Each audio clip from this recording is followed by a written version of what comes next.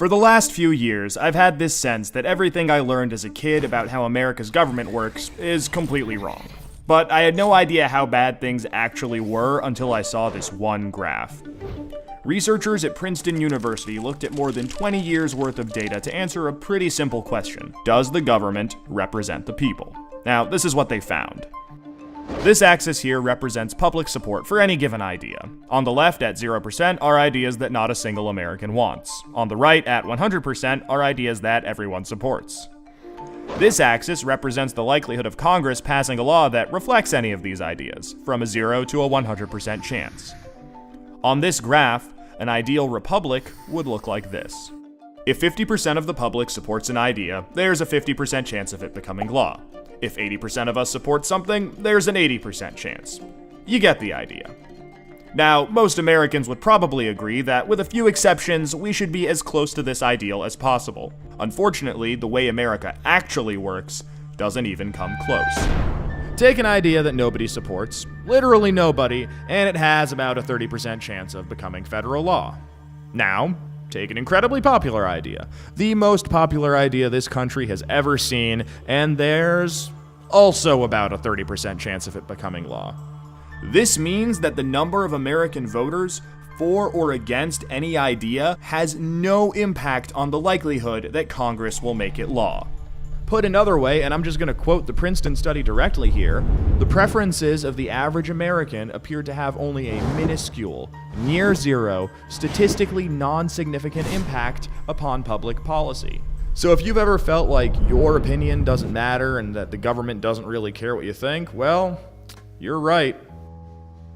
But there's a catch. This flat line only accounts for the bottom 90% of income earners in America. Economic elites, business interests, people who can afford lobbyists, they get their own line.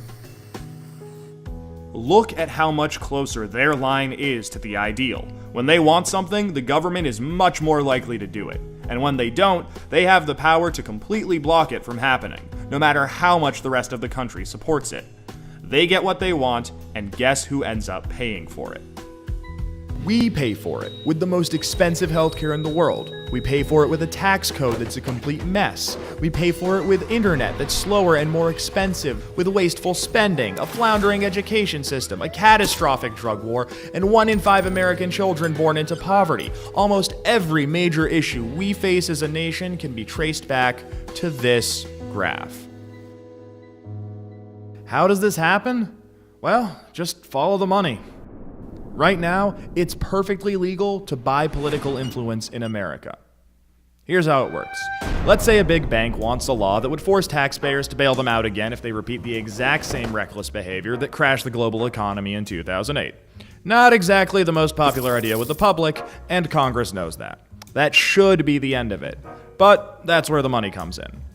It's perfectly legal for our bank to hire a team of lobbyists whose entire job is to make sure that the government gives the bank what it wants. Then those lobbyists can track down members of Congress who regulate banks and help raise a ton of money for their re-election campaigns.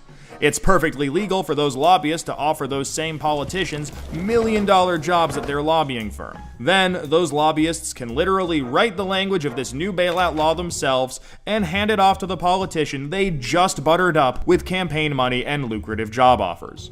And it's perfectly legal for those politicians to take the lobbyist-written language and sneak it through Congress at the last second. So now you've got a law that greatly benefits the banks, and the whole process can start over. This is how a bill becomes a law. A special interest hires some lobbyists, those lobbyists collect campaign contributions, offer jobs, and then write the laws that Congress then passes to help those same special interests. This happens every day on every single issue with politicians of both parties. In the last 5 years alone, the 200 most politically active companies in the United States spent $5.8 billion influencing your government. Those same companies got $4.4 trillion in taxpayer support. And that's trillion, with a T.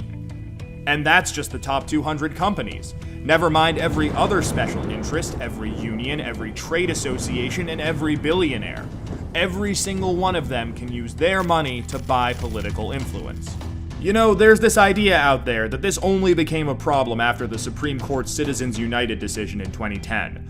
But the data goes back almost 40 years, and the results are clear. Corruption is legal in America. And as long as it is, anyone who can spend money to buy political influence will. The solution here isn't rocket science. Make corruption illegal. We already know Congress won't do it. I mean, one look at this chart will tell you that. What we need is a plan that lets us go around Congress and do what the American people do best. Fix this mess ourselves. Well, good news. We have that plan and it's already working.